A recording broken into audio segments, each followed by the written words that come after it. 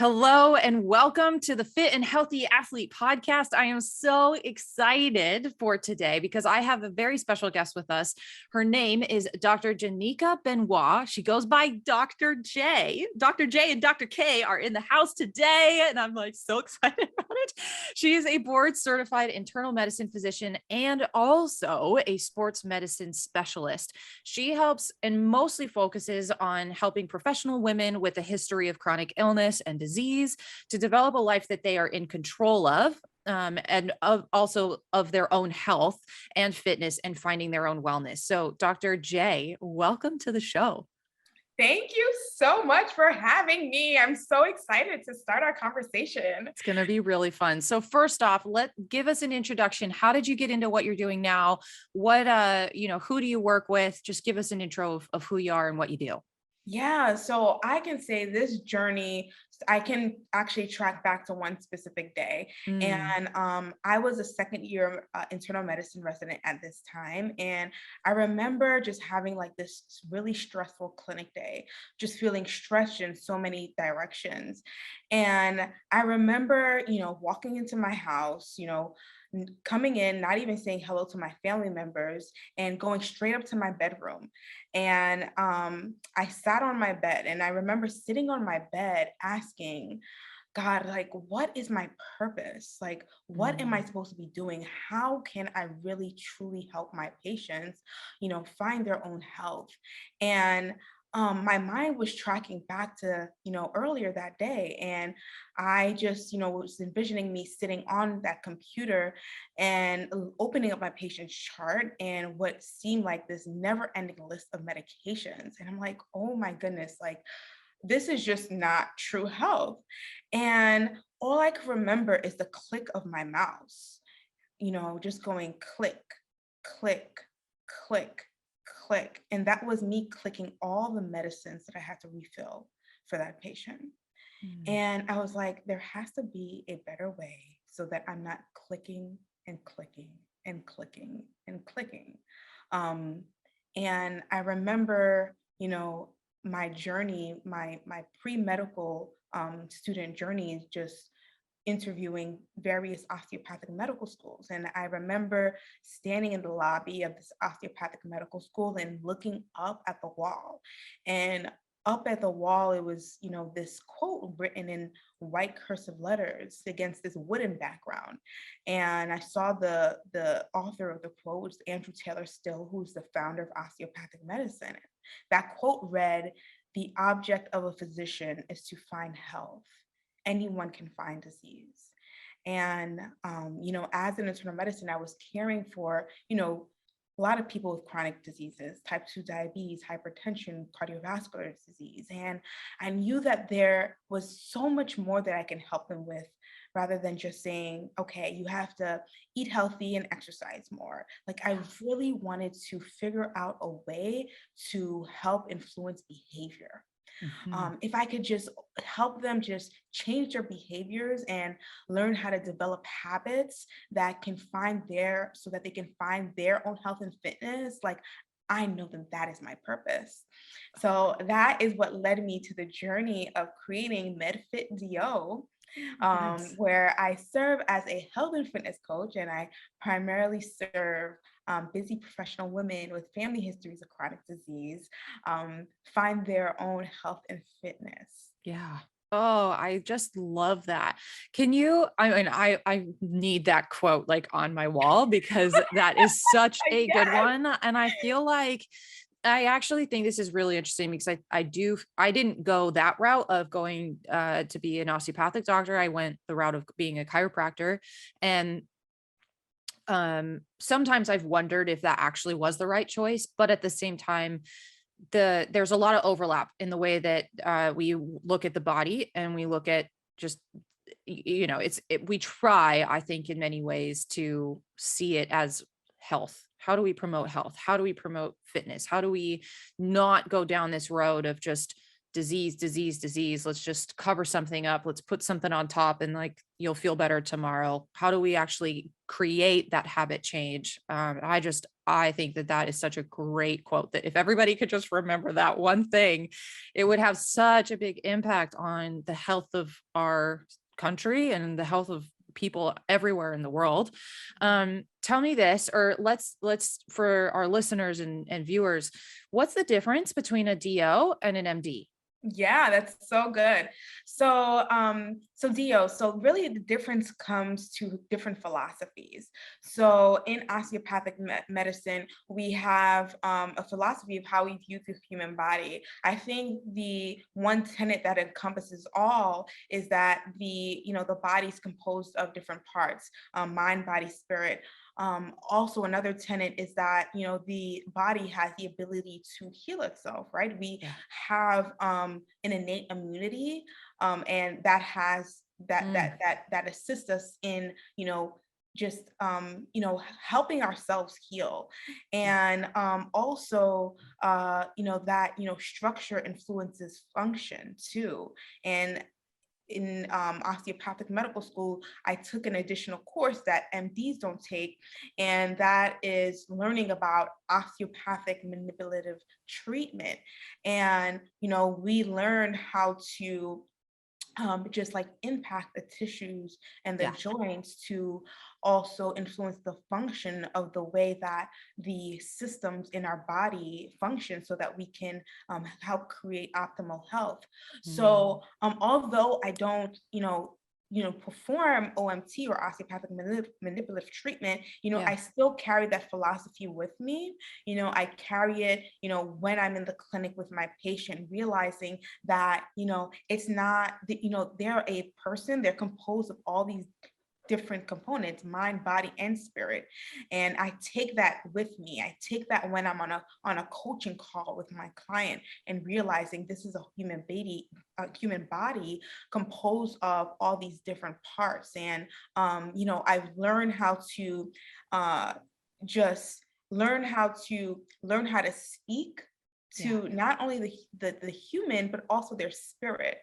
And Yeah. I've learned how to tap into that and help them recognize like what their inherent needs are, so that they can find what motivates them to develop an optimal healthy and fit life. Oh, I love that. I think to drive that home a little bit about what you talked about as far as function goes and about the body, I'll just kind of connect that a little bit. It's very common, especially from like the chiropractic side of things, to still hear the, oh, I think my rib is out, or oh, I think my joint is out. When you actually look at function, it's a different model now that we're looking at. And it's not that joints get out of place, it's that things happen that can make certain joints get stuck. It changes their function. But here's the thing, and this is where from what you were just talking about, where this is really important as it comes to health of the entire body. And I think where that innate immune system tends to come from, as well as the way that chiropractic tends to look at it, which is if you can remove something in the system that's causing the body not to be able to do its job, all we have to do is remove that thing, and the body should be able to restore itself back to function and health. But keep in mind that, like, let's say you have, well, I think women in particular experience this on a level, some do, where, if you have your period and you get cramping, you might also notice you get low back pain at around that certain time of the month. Think about it like this: if you have something like a chronic illness in a muscle, or I'm sorry, in an organ, or you have chronic pain or chronic symptoms in your gut or anywhere else in the body, you might move differently because there's pain there. That's then potentially going to influence how your back moves. That's potentially going to then influence how the rest of your body moves. So sometimes people will have stories where they saw a DO or they saw a chiropractor, they got adjusted, and then things started to improve. And part of it is just remembering that the entire body and systems are connected. It's not ever just about one thing. There's many different things often happening all at the same time. And it's very common for people to go into specialties. So we only see it through the perspective of like GI health, or we only see it through the perspective of brain and neurological, symptoms and health and things like that. But with cardiovascular disease, with hypertension and blood pressure, high blood pressure, and anything that happens in the system, hormone imbalances, they're all connected. There's a lot of different things that are often happening at the same time. I'm curious, what made you want to go into the specialty of sports medicine? Yeah, you've actually echoed a lot of the things that I'm about to tell you. Yeah, So, I know. um, It's because we get each other. yeah, we are like such kindred spirits. I I tell you, love when it. we just met, I just love it all. So yeah, what made me go into sports medicine, that's exactly, what you stated, because in internal medicine, there's different routes. So you can Yeah. stay in internal medicine, you can do outpatient. Mhm. So that means you work in a clinic, or you can become a hospitalist and then work in the hospital. Yeah. My problem with working in the outpatient setting was, just the constant refill of medications. I just, Yeah. I just didn't see myself doing that. And also in the hospital, you deal with acute issues and then you discharge them, and then someone else, they have an acute issue and then you discharge them. And Mhm. I really wanted to help people in the long term with their health. Like, I wanted to, be their guide and help them, throughout their, the journey of like how to develop habits to sustain their health and to improve their health. Yeah. So that's why I didn't go the hospitalist route. So then you can also subspecialize. You could, there's different various internal medicine subspecialties. There's cardiology, rheumatology, Yeah. um, there's different types. And my thing was what you just stated is I didn't want to be too laser focused on just one organ system, because I realized that, the body is a system, just, from my osteopathic medical school training, that the body is a system and it's composed of all these different, parts. And, I know that how structure influences function.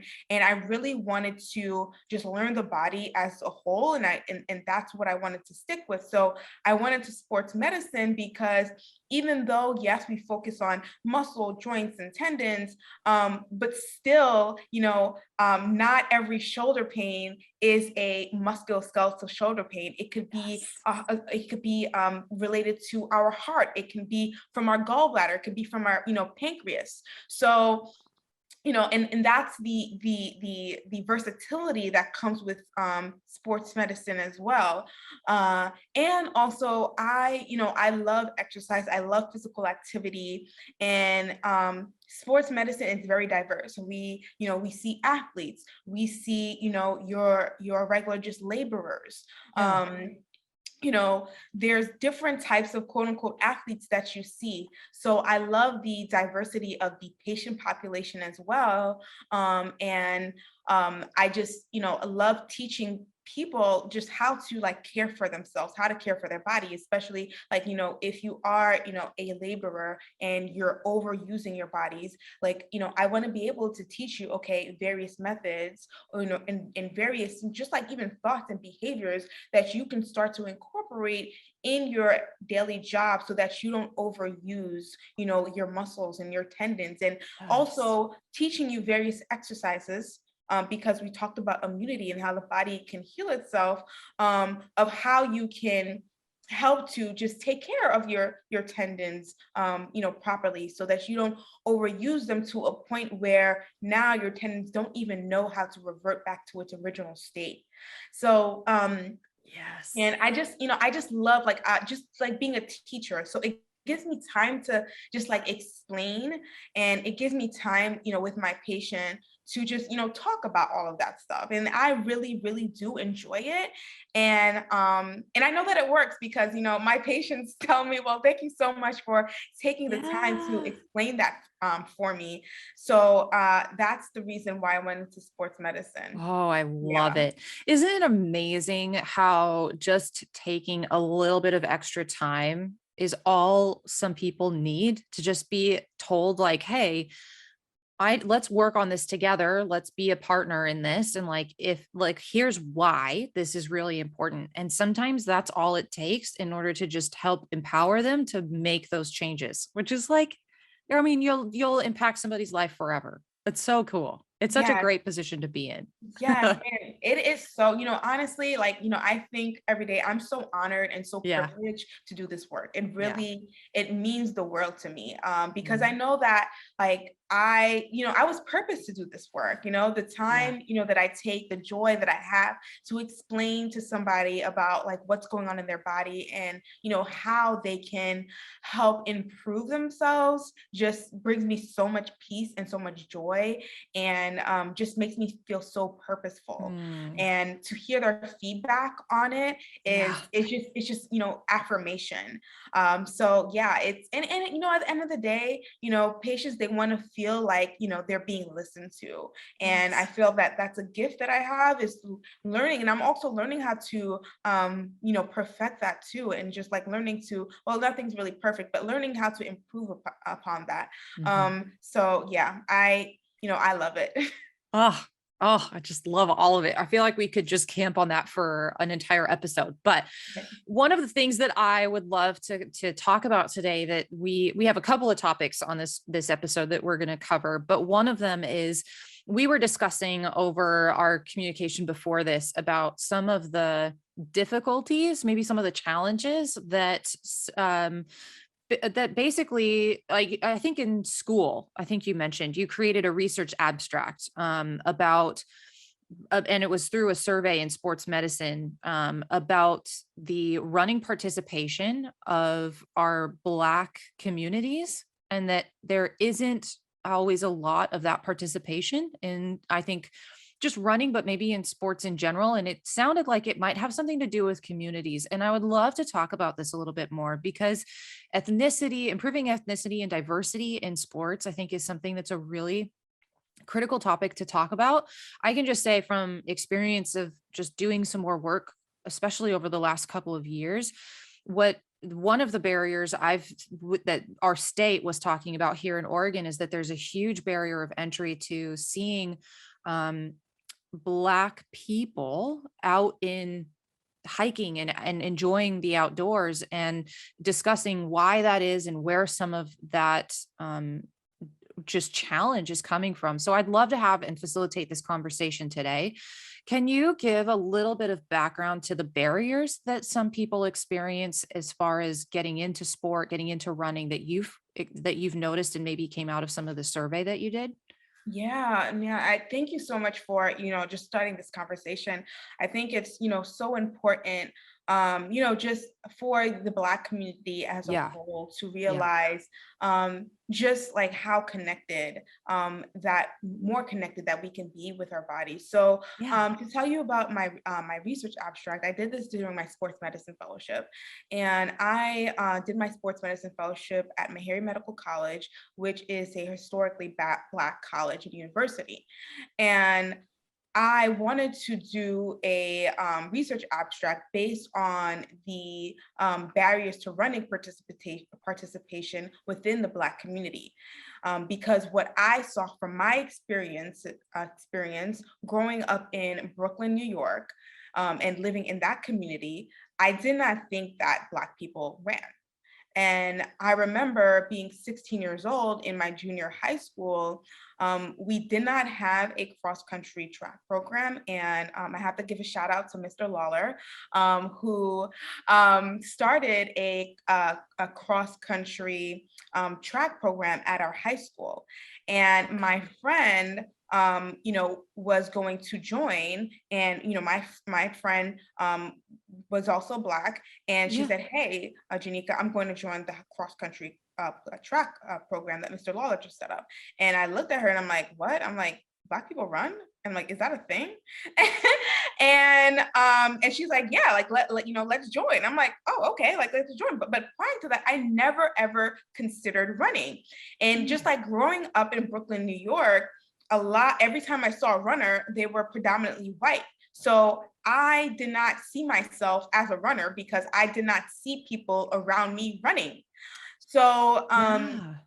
when he, started the program and I started to run, my life just changed. Like, honestly, I don't even know like who I would be prior to becoming a runner, because like I realized there's just so much freedom and liberation in moving your limbs so Yes. rhythmically, just, feeling your feet touch the pavement, learning how to control your breath.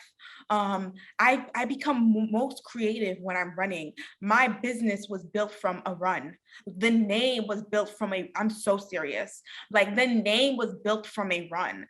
I'm so creative, and I feel like, when I run, I am like this like enhanced version of myself. And I was, really so grateful for Mr. Lawler for, starting this cross country track program. Yeah. And I, as I've gotten older, I've realized the importance of, bringing the Black community along to consider running if you haven't considered running before. Because back when I was 16 years old in high school, like, I never considered running. And I like now, like, I have so much gratitude to running. And I understand the importance of, developing, solidarity in running within the Black community, such as, with Black Girls Run and One Girl Co. and Black Men Run. And Yeah. also, like, just, making this a collective conversation, Right. so that we can also, have, allies in part of this, and, Yeah. breaking down the stigma of, Black people don't run. Because even as I was growing up, some of the things that I heard was, oh, I don't run unless I'm getting chased by a cop, or I don't run Oh, unless I'm getting chased, right? So it's shifting, let's like learning how to shift that conversation, and learning that, we can, run together, yeah. that we can, it doesn't have to be something that you're running away from. Okay, it could be something that you're running to, like, you're running toward the highest version of yourself, like, you're running toward breaking stigmas, and, breaking limiting beliefs. It's, changing that conversation, changing that perspective. Mm. And just as a Black, physician, as a Black woman physician, as a Black woman runner, I would encourage, people, Black people, and also white people who are allies, to like make this a collective movement, Yeah. and incorporating us to collectively run together. And so yeah, so that's how I, got on this journey. But I know you mentioned about the abstract, so I kind of Yeah. like went over that. So in my abstract, just to let you, so it was Yeah. a survey study that I did during my sports medicine fellowship. And what I explained before was just like my impetus and my motivation for creating the abstract. Right. So that's where, the heart and my why came for creating this abstract in the first place. And, given that I was working with a predominantly Black community, I wanted to figure out, okay, what are the barriers that are in the way, to like why we are not, sometimes we're least represented in the running community, based on where you are, based on the community. And it was a very small sample size, but, it still was significant, because what I found from the results that I gathered was that a lack of interest in running, and also lack of interest, and also not having access to running paths were a barrier to running. Sure. Yeah, Sure. and the barriers were constructed based on the public health belief model, and that is an instrument that looks at the way that our beliefs impact our exercise, or our ability to exercise. And, just to backtrack, there are different beliefs that impact our like motivation to exercise. And some of them are, our perceived benefit, like, with us thinking, okay, am I going to benefit? And do I think I'm going to achieve a benefit, from exercise? Do I think that this is going to help prevent chronic disease, or is this going to help lower my cholesterol or help lower my blood pressure? Sure. Um, Also, the objective barriers too, and some of that in my study were, okay, well, I'm embarrassed to run. Mm. Or there are a lot of people who don't look like me who run, or I don't have enough time to run. Also, our self-efficacy, like our confidence in believing that, okay, we can do this successfully. So I was able to construct the barriers in that way. And just to reiterate, I saw that the top barriers were not having access to running paths and not having interest. Okay. And I can attest to that because I didn't have interest in running Right. until Mr. Totally. Lawler decided to Yeah. create a cross country track program. And my friend who's Black also said that she was going to join. And another thing that I saw was that was interesting, that households that made less than $25,000 a year had lack of time as a Sure. barrier as well.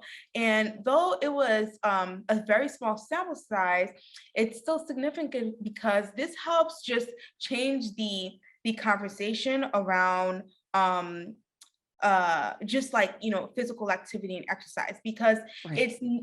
it doesn't do a service and say, okay, well, you don't run or you don't exercise, but it's also like learning to ask more questions and learning to find out what is in the way, what are the barriers that you have, what are the limitations that you think you may have, and let's talk them through. Let me like guide you and let me help you. And you do that by just asking questions. So Sure. I thought this was very just an important something for also for me to keep mindful of, as a physician dealing with you know Yeah. seeing various patients. And I'm always promoting physical activity and also just good nutrition. And it's a reminder to me to learn how to be curious and learn to find out what are those barriers in the way, and then how can I help you, how can I help Yeah. you overcome some of those barriers? Right.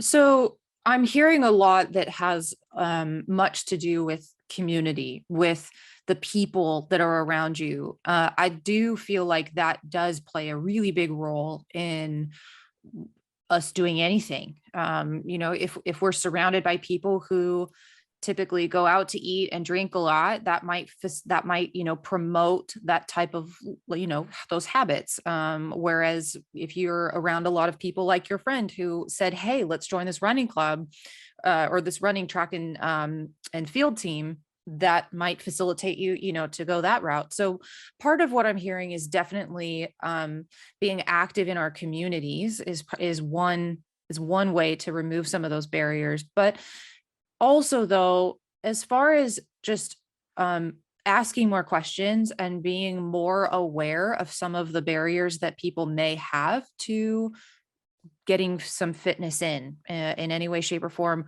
are there some things that you found to be really helpful when some of those barriers come up, as far as like what can we do to? I know that they're going to be very specific to certain people, but one of the things I've seen in my practice, at least, is that there's some general themes, that typically kind of come up. Are there some things that you found have been really helpful? First off, for being sensitive to those barriers and some of those things that I may not have ever experienced or understand, but can still help to guide them towards being more fit and being more active. What are some of the things that you found that have been really helpful in that scenario? Yeah, I think this is something that has been really helpful for me, and just the way that I practice, the way that I coach, is being aware of our limiting beliefs and what holds us Yes. back, Oh, and just bringing them to the forefront. yes. Because we have all these beliefs that go through in our mind all the time, and we don't realize how much it is holding us back. So, for example, I was actually speaking to one of my patients about, running, and she told me that, I don't run, and, I'm likely going to get, hypertension because it runs in my family. And Oh. Yeah. And it's like, we're already just holding ourselves captive already. And Yes. I don't think that she was privy to that. I think it's just like, this is the way that I think. And you become so accustomed to the way that you think that you don't realize that it is a detriment to your health. Mm. So, the fact that she mentioned it and I highlighted it and I repeated it back to her, but then asked her questions about it, so that she can become more self-aware of the Yeah. captivity that she's placing on herself. Yes.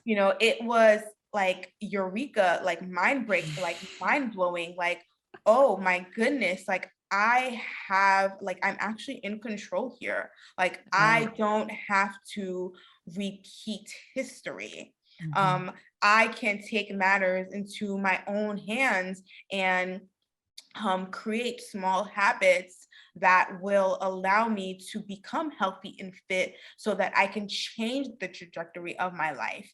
And not only do you change the trajectory of your life, but then you also impact those generations to come because you are starting healthy habits. Whereas like before, you didn't have an example of that, but now you can start the example and you can propagate that throughout your generation. And Mhm. although I love talking about health and fitness, but also I think it's important to serve as an example for our generations to come as well. And I love talking about, we hear generational wealth all the time. I love talking about generational health because Yes. yeah, Oh, yes. yeah, because the thing is, like, when we see like what our parents do, like we then do the same things, right? Because it's like we Yes. spoke about the community. It's around like surrounding ourselves around certain people. So if we're so used to seeing someone eat healthy, or someone eat fast food, or someone just sit on the couch and don't go outside or go for a walk, or get into communities that promote physical activity, then that is what we become accustomed to doing for ourselves. Right. But unless we change that for ourselves, we can then change the trajectory of our generations, and promote those healthy habits from generation to generation. And that's that's how we lead to like generational health. Yes. So just Oh, the fact, yeah. oh, I just love that. I feel like that's what needs to really happen, especially in America, with the just way that our health has kind of turned towards this chronic illness, chronic disease path. Is we've got to start this. You have to stop it somewhere. We have to create that change and think about it, that it's not just about us, but it's for future generations down the line. Um, just to, I don't mean to interrupt you, but just like to bring some of that in, like we actually just talked about gut health on your podcast. And one of the things that happens, especially from the mother's perspective, is that you pass along your gut health and you pass along your mitochondria to your kiddos. And that sets up their immune system. It sets up all sorts of stuff. So like just making even just small changes that can have an impact on you already can set up your future kids for success down the line. And that alone can make such a big difference. And then there's also been tons of studies that have shown that kids that grew up with parents that cooked more home cooked meals also tend to eventually get over their like college years, and that it tends to be how they raise their kids as well. So just making those changes can have such huge impacts for further generations. Oh, I'm just so glad you brought that up. So keep going. But oh, I love it. I love it. Yeah. So, I mean, it's just, it backtracks to what you just said. It's, Yeah. being that change and Yeah. recognizing that we have the ability to be that change. Mhm. We have the power to be that change. But it just starts with one step. It doesn't have to be like, Yeah. like a big thing. It's just one step, one action step, for us to, create that change from generation to generation. Yeah. I also am hearing, I think there's a call to our like community governments and officials and things like that. Like if there are barriers to people having safe okay, I will say this just from a female perspective. Like if I don't feel safe going out for a run, in a certain place, like I'm not going to go. Like I'm not going to go. And so I think part of that too is just furthering the conversation to try to promote creating safer environments for people to be able to go outside and get their, fitness in and all of that. Like that's another really big piece, I think, of this conversation as well, especially in communities where people don't feel safe. And just from a woman's perspective, I can definitely, understand that for sure. So, kind of moving on, and you actually brought this up, which I think is going to be a really great transition. You have a method that you use, and you talk and have talked quite a bit in this episode already about habits and routines and limiting beliefs. You have a method that you call the habit method. Can you bring that into this conversation as far as like how to start a new physical activity? Like, for especially people who are listening to this podcast, if you are not in sports yet and you're thinking about getting into running or into triathlon or into another different type of sport, what's one way, or how do you use the habit method really to bring new physical activity habits and routines into your life and your Yes, patient's yes. life? Yeah. Yes, yes, yeah. Well, first of all, I would love to explain my method. So Yeah. the habit method, so it's an acronym. So the first part of the acronym is H, and H stands for healthy mindset. And healthy mindset means that you are acknowledging your limiting beliefs, not only your limiting beliefs, but also limiting beliefs impressed by others. And, limiting beliefs that because when we have limiting beliefs impressed by others, sometimes they may not be doing intentionally, but we then like assume it for ourselves. Yeah. So it's important for us to, to be aware of. So like, for example, if let's say you want to run your first 5K, and you don't know, like you want to run, but you don't have Yeah. examples Where do you of start? runners. Yeah, Yeah. yeah. And it's just, also realizing that, you can overcome that. You can Yes. overcome to running that race. And just because you don't see examples of that, you can be the example. So it's, Mm. acknowledging, that limiting belief and then learning how to shift it. And that brings us to the next part, which is A. And that A is affirming and acting on new beliefs, because I love affirmations, and I use them, as part of my life, but it does no service to just recite an affirmation. You also need to Yes. act on the affirmation so that Yes. it can be a reality for you. So if you're thinking that, okay, I'm not a runner, okay, so like, can you walk? All right. Can you then start to briskly walk? Right. Okay. Then you can start to run. Right. So if your affirmation is that I am a 5K runner, okay, what are you doing to get yourself to that point of being a 5K runner? What is like the smallest step that you have to take to be a runner that runs a 5K? Yes. And Oh, then, yeah, the next part is, believing greater, because once start walking and then briskly walk, you will then find yourself running.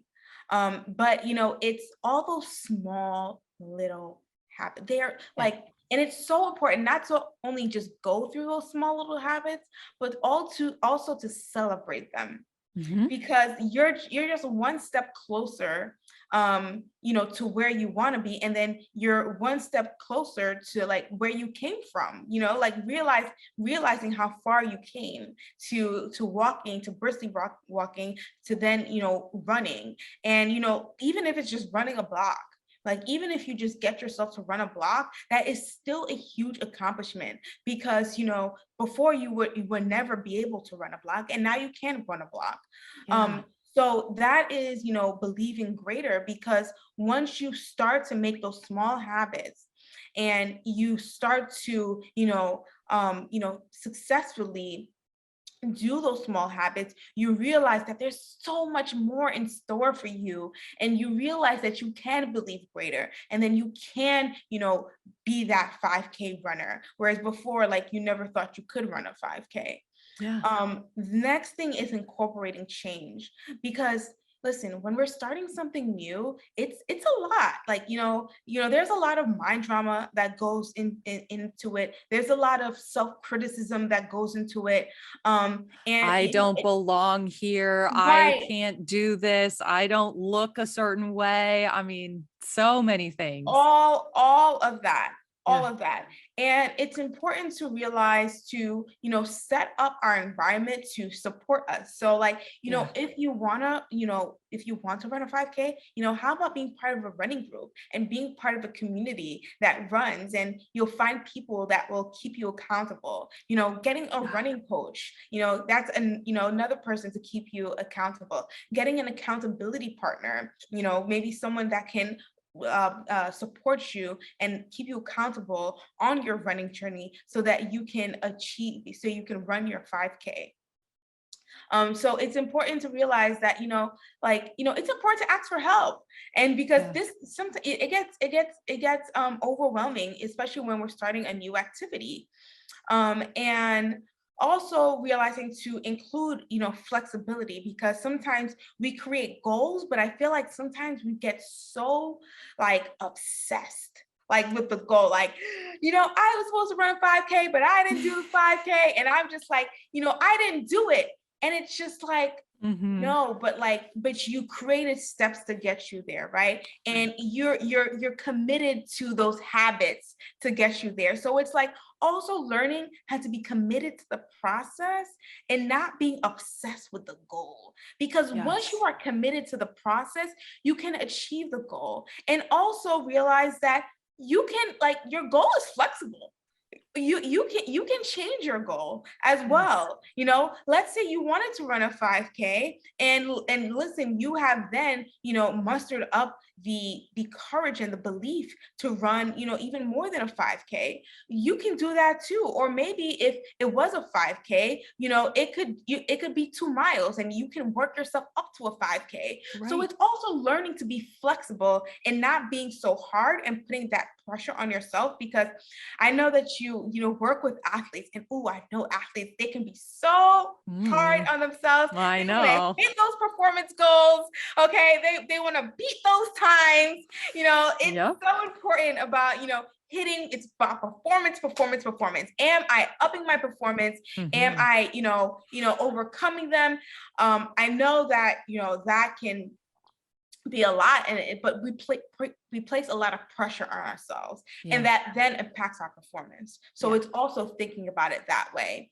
And the last one is transforming lives, because Yeah. I believe with this process, learning how our brain works and realizing how that impacts our behaviors, and Yes. how that just impacts like the outlook of how we look at ourselves and how we look at our health and fitness, allows our lives to transform and allows us to become the best version, the best athlete that we can be for ourselves. Oh, I love this so much because it's first off, it's so empowering. It's so empowering. It gives the power back to the person. I feel like there's so many things that we give our power away to. And some of those are those limiting beliefs or the patterns that we've learned from our parents or from our family or from just the communities that we're in, and we legitimately give our power away. But this method really brings it back to you and back to the person, and that is such a gift. The other thing I love about this as well, though, is that the first bit of it starts all around mindset. It starts around getting your brain wrapped around the process, which is such a missing piece, I think, in so many different programs and in so many different things that you just see, which is like everybody wants to start at the incorporating change piece, which is I'm going to start doing this. I'm going to start doing that. I'm going to start, uh, you know, I'm going to go run a mile today. It all starts around that piece. It doesn't start like you get one idea that's like, oh, I'm going to go try and run a 5K, or I'm going to go try and run a 10K, or I'm going to try an Ironman. But like those things are so overwhelming when you, from no matter which angle you start at, whether it's a 5K or trying to run a mile, or you're trying to do an Ironman or something else.